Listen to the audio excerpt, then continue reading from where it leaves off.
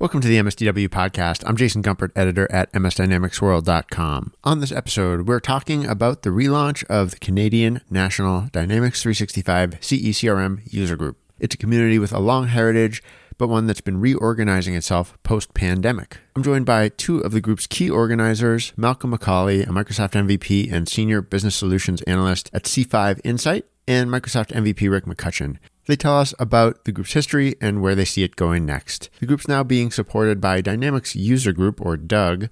Rick and Malcolm share some of the plans for the future, including their ideas for both regional and national events in the future and the interests that they are hearing about from the community.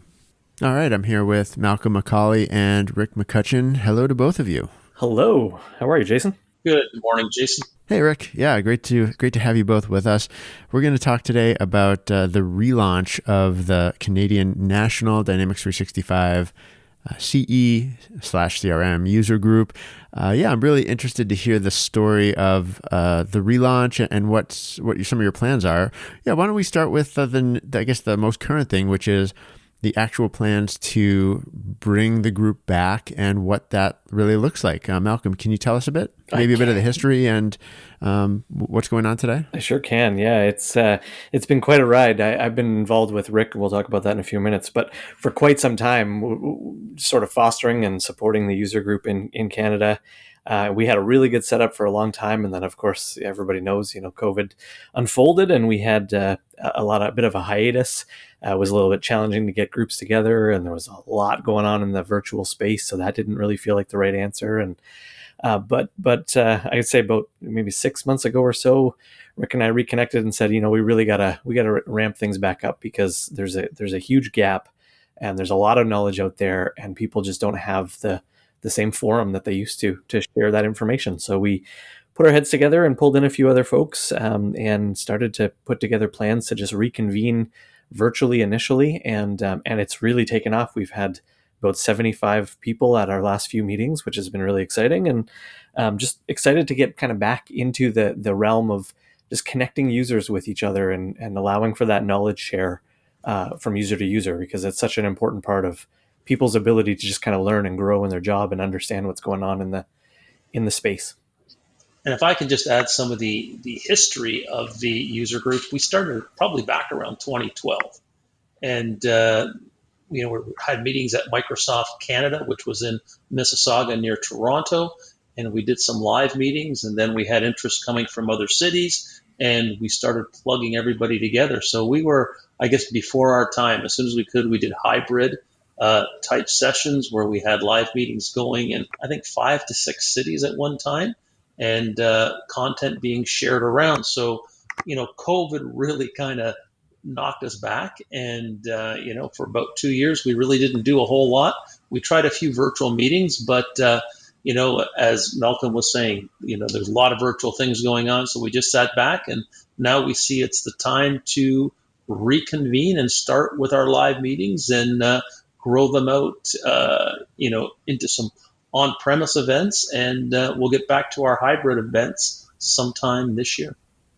Yeah, it's interesting because, you're talking about obviously geographically a really big area, but certain things must obviously tie together across the country. Can you talk a little bit about finding that balance between maybe regional and national? Yeah, it's a great question, Jason, because the needs vary not only regionally, but even just organization to organization or user to user. And I think that's probably one of the biggest challenges I have from the perspective of being a user group leader in general is trying to make sure that your content is vast enough that it's appealing to people to come and join the group that maybe haven't been a part of it before, because it's now something interesting to them and useful to them. But also there's, like I said, that vast breadth of information and knowledge that people have or are looking for. It's been challenging to kind of find content, which is a big part of why we've tried to amp up the volume of our meetings. We're trying to do virtual meetings monthly. It's been a lot to kind of keep organized, but they seem to be going well. And again, great turnout. And that frequency allows us to kind of make sure that we're covering a variety of topics that hopefully are appealing to people. Again, good attendance suggests to me that it's good content people are looking for. So that's been good, but it's definitely challenging to make sure that we are touching topics that resonate well with everyone, organizationally to organization. So one person might be looking for sales and somebody else might be looking at customer service. That probably transitions and changes across regions as well, from east to west and everywhere in between. So I've found that challenging for sure. But I think the answer for us is just keeping consistent with the meetings and making sure that we're covering different topics every time so that we're appealing to as broad a base as we can.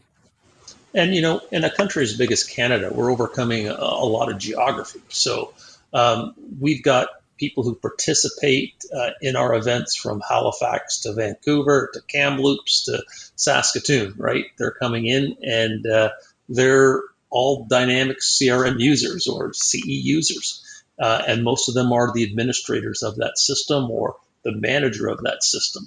And I think if it wasn't for the user group, they would probably never meet another person that works on Dynamics as an administrator. So I think, over the last decade, we've played a really important role in kind of pulling this community together in Canada, as well as, there's been some national conferences in the past, and we kind of have our little Canadian get together. So I think, both Malcolm and myself, we've, made some great friendships and have met a lot of people from across this country who are, have that one thing in common, Dynamics. And I think it's really important that we keep this thing going. And I'm glad we've reconvened and started the engine again. Yeah, let's talk a bit about sort of how you did that. The group is now working within the Dynamics User Group sort of umbrella, I guess you would say. Can you talk a little bit more about what that maybe experience, maybe what the decision was there, what the plans are, what the maybe differences, if any, for people attending user group meetings going forward? I think it was born out of necessity. We really needed a single place that folks could go and get registered for an upcoming meeting, and we try to keep our reach as broad as we can. So we're using LinkedIn, we're using some of the community platforms to spread awareness of our meetings, but what we were missing or lacking was a way to capture all those registrations. And looking over at what Dynamics User Group or Doug has put together, they've got this great meetup community, which Meetup obviously a much larger platform for a variety of other groups and purposes. And so it just seemed to make great sense to jump into that because, as I mentioned, we're doing a lot of virtual stuff. The beautiful thing about virtual is it doesn't matter where you are, right? I've attended user groups that are based in the UK from my desk, and because the content made sense and it was something I wanted to learn or somebody I wanted to see speak or hear speak. And so I think that was really appealing about the meetup is it put us into that Doug family, allowing us to promote our events across the board using the meetup platform, but also then being able to point people to that from all those other sources, LinkedIn and some of the other threads that we use on social media sites and things like that, just to raise awareness and get people over and registered. But again, really looking for that consistent registration so we know exactly who's coming, when, how many are coming, and what we can expect from each call. And, we do have our meetings registered on the other user groups, whether it's the DCI site or the communities.dynamics site, which is the Microsoft site, as well as the Doug. But we've become a Doug group because I think we were looking for something that was unifying of groups, right? So, there's board of directors, there's trade shows, there's sort of a set of rules around how you operate your user group. And I think our experience has been in the past, it's good to have those, right? So as you're growing, you're kind of part of something as opposed to always trying to, build a user community yourself, get it funded, get it organized, and just little things like, PowerPoint graphics and things of that nature that, a unifying body would bring to you. So I think, over the meetings we've had over the last 6 months, Malcolm, myself, and Diane Taylor, one of another main volunteers, we, sat down and said, okay, if we're going to restart this thing, where are we going to restart it? And I think Doug was the obvious choice to join this group. Well, can you tell me more about what kind of topics you've been discussing, or what the groups have been discussing in the meeting so far, and what you expect to be talking about in upcoming meetings? Yeah, absolutely. We try our best to kind of do a pulse check on what people want to hear, so that we're not just arbitrarily deciding. But the common themes that we hear are, we want to understand what's coming, so that everybody's familiar in this space with the wave release documents that come out. I'm pretty sure the last one is 400 and some odd pages. People don't have time to sit down and just flip through that and read through. So having somebody from Microsoft, if we can get them, or perhaps an MVP, or just somebody who's in tune with what's included. We've had great success there, getting kind of a wave review, if you will, right? Somebody coming out saying, here are the key things, or some of the really cool things that come out. We also have had some focus on Viva Sales. That's another big thing. If you're in the space, you surely have heard of Viva Sales in the realm of Dynamics and all that it's bringing to the table. But it's still kind of a mystery for a lot of people. So we had a session devoted just to that, and an ISV solution that kind of revolves around some of what Viva Sales is doing, which was really cool.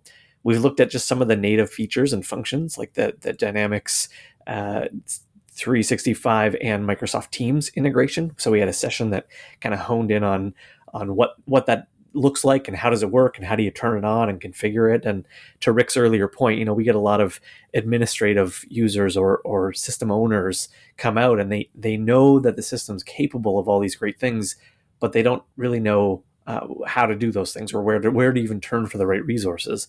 So we really try and leverage these presentations to expand on that knowledge and give people a point a nudge in the right direction, so that they know where to get the resources. They can meet other people who maybe have some expertise that they can reach out to. And I stress this all the time on our user group calls. This is about connecting with each other. And so leveraging, hey, make a connection on LinkedIn, reach out to each other on social, just email each other and ask those questions. The vast majority, if not everyone on these calls, would be more than happy to answer a question from somebody else who says, hey, I heard you talk on that user group call, and you knew about this thing, and I don't even know where to start. Everybody on these calls would be happy to field that question and support that user through their own journey. And just to add on to that too, we're right now everything's virtual, so we're still doing online events, and we've shortened them. We originally did 3 hours, we're down to 2 hours, and we try to have somebody from Microsoft come in, an MVP, or somebody who's a guru on a certain subject will then present part of the functionality of the products, and then we try to hear from an ISV who's built something interesting for the Dynamics 365 CE stack. So we try to cram all that in a couple of hours and get people online and back to where they need to go. And we're also right now considering one in the spring, one in the fall. Is it time to go back and have some live events at the different Microsoft offices across Canada, and do a broadcast at the same time? So, for those people interested in that, follow us on Doug, and we'll be putting more information about when those events are going to happen. So is that you think that's definitely going to happen, or is it sort of in conversation right now among users? I don't know, Malcolm, is it definitely going to happen? It's very much in conversation. So that I think everybody who wants it to happen is very keen to make that take place. It's just a matter of getting the logistical T's crossed to make sure that we've got the right things lined up. And it's been a couple of years, so frankly, there's a lot of things that we forget about. What do we need to consider and coordinate as we head into one of these? But we're definitely moving the wheels on that forward, and it looks very much like we should have one, to Rick's point, one in the spring, and then another one in the fall. Get everybody back together and enjoy some lunch together and soak in some great content. And more importantly, and kind of on the heels of what we were just talking about, we try this in our virtual meetings too. Just having some open forum general discussion, right? And so we try and pose some questions like, hey, everybody's on the call. What's the biggest challenge you're faced with today with respect to your implementation, or if you're a consultant, what are some of the big challenges, or what are some of the coolest features that you love and your go-to tools in the stack? And the idea there is to just foster connection, right? That, again, it's what it's all about. It's about meeting new people, understanding who has what expertise and insight, Rick commented before that, he and I have both benefited from that. I most certainly have. I came into this field many, many, many years ago from a social work background, and it was because of the user group that I started connecting with other people and realized that, hey, there's this whole network of people who have insights and skills and knowledge that I most certainly don't have, that I can learn from. And now I have a happy hour tomorrow night with several people that I met because of the user group many, many, like 10 plus years ago. So we've got, there's lots of opportunity for connection. We try and open that door virtually, but we'll most certainly have that when we come together in person as well. Just an open forum opportunity to network and connect if people can remember how to do that. You mentioned how there was perhaps, I would guess I would characterize it as a lull, as a downtime when the Canadian sort of national group was not really cohesive anymore, and it's kind of you've been doing all this work to rebuild it. Are you seeing any? Well, first of all, I mean, I don't know if that's accurate. You can tell me, but if it is, are you seeing any sort of other differences in terms of interests, in terms of ways of interacting, or anything like that you're seeing sort of as you've been building this group back up over the last 6 months? No, I think, it's just recontacting everybody that we had before involved and getting them, over to the new site, to the Doug site, to get registered, so we don't have to keep contacting them, and the site can do that. That's our main challenge right now. But I think, people have been busy. They're probably farther along their digital transformation journey. So I think, from the energy of the live shows that we attended in 2022, you could see there's a lot of people coming back and can't wait to get together to network. So, I think we've got some, challenges ahead, but I think we've got some huge opportunities. And hopefully we can, also not only support the CE product, but I think there is actually a big need for doing the same thing for Business Central and the finance and operations product. So I think you're going to see more coming out of this whole Canadian national format going forward. But one step at a time, let's get our CE CRM chapters back up and running. All right. And one other thing I was just curious about, is there anything, I don't know, in the products or in the conversations that your groups are talking about that's really like Canada specific that might be interesting to our listeners, national level matters or specific needs within the country that maybe the rest of us wouldn't necessarily know about? I don't know that I've noticed anything about that. I actually think that's part of the byproduct of what COVID, that whole era, kind of taught us, is we very much are in a global economy, and we are these tools rolling out with perhaps some exceptions to what hits which data center when and which updates are rolled out when. But Microsoft's putting so much effort behind making sure that the wave rollouts are coming out consistently, and so I don't know that there's a huge difference. Most certainly there's probably differences when you get really granular into what the users are doing, what the businesses are doing, what products are selling, what services they're providing that are probably geographic or even as granular as regional municipality kind of centric services. But on the whole, I don't know that I've seen that come through in the conversations we've had to date. But I also think that that's a thing that doesn't really come up until you get in person. I think when you're remote, people are generally pretty reluctant to engage, even especially when you get a large group, like 70 some odd people on a call it's a fairly large group. So you get some reluctance from people to share their thoughts or questions. But when you're in person, I find my observations over the years have been that when you're in person, you've got way more opportunity to kind of scope the room out. You may have seen people at the last meeting, and so it's a familiar face, and you're kind of going to engage with those people, and that's where you start. Again, in my opinion, that's where you start to see similar groups coming together to say, hey, yeah, we're all generally speaking, in the automotive industry, and we use these products this way. So that's where we see it. But I don't know that I've seen any Canadian specific. Rick, you may have observed differences there. No, I think we're pretty much lockstep with the releases on the US side in Canada. And most Canadian companies that are the size of the companies that would use Dynamics are are North American companies, or if not global companies. So I don't think there's anything really Canadian specific that we run into. A few things around possibly French language, but I think Microsoft does a pretty good job of dealing with that. Well, we'll obviously put some references into the show notes for this. Is there anything else, anything specific you'd just call out for listeners to do, or to places to visit to get more information? So our meetup, we'll definitely make sure that our meetup link is there. If you haven't connected with Rick and I on LinkedIn, please do. We'd be happy to have you join. We actually have a user group on LinkedIn that we'd love for people to be a part of as well. And just reach out if you have questions, or if you have things you'd like to present. We're always looking for content, right? New content. We primarily, especially if you're somebody who's never presented and you've kind of toyed with it, please reach out. Even if we looked at a co-presentation, there's many people engaged in the group that would be happy to do a co-presentation, help you break into the presentation space a little bit. So just reach out with your ideas and thoughts, and we're working on trying to stay a couple months ahead in terms of our scheduling. I know we've got in March, we don't have a specific date set up just yet, but we're looking at a kind of an overarching digital adoption strategy when it comes to Dynamics CRM and CE sessions. So we're looking for a few presenters in that realm, and then other topics as they come up. As I said earlier, we're really trying to align the topics that we focus on with what folks want to hear. So in order to do that, we need to hear from your listeners and let us know what topics you'd like to see, and we'll do what we can to source speakers to those topics.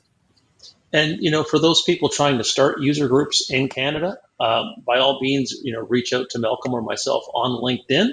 We'd love to talk to you about sort of what you're doing in your cities, whether it's finance and operations, whether it's Business Central, or do you have something going on around Power Apps or CRM/CE. We'd love to talk to you and see if we can pull you into our Doug family. This has been another episode of the MSDW podcast. My thanks to Malcolm and Rick for joining me today. To get involved with the Canadian National Dynamics 365 CE CRM community, check out their meetup page. We've posted a link to it in the show notes. And that's it for this episode. If you want to get in touch with me, send me an email, jgumpert@msdynamicsworld.com. For all of our updates, please do follow us on LinkedIn and on Twitter. Until next time, this is MS Dynamics World, signing off.